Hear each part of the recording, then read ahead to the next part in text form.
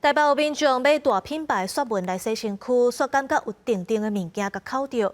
伊甲雪文挖开，发现内底有一片塑胶的物件。民众甲雪文交登去互业者调查，业者讲会来检验。卫生局表示会派人去稽查，照化妆品卫生安全管理法来办。因为它那些尖就是埋在里面，那整个把它抽起来。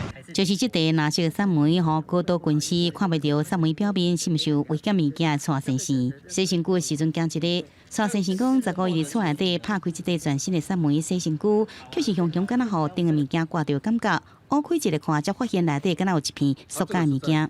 还好这个是算是硬质的塑胶，那我有发现也没有割伤。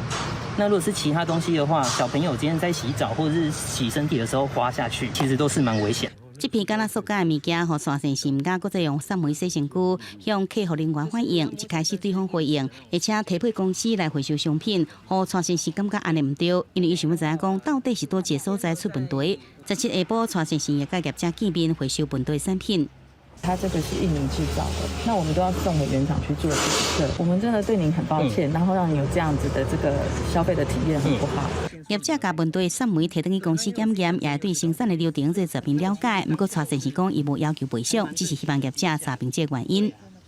提供的商品在这个制程以及它的品管的部分，是不是有这样的一个缺失？它必须要去做全面的检视。卫生局将派员稽查，以了解该产品相关制程、品管资料及客诉处理。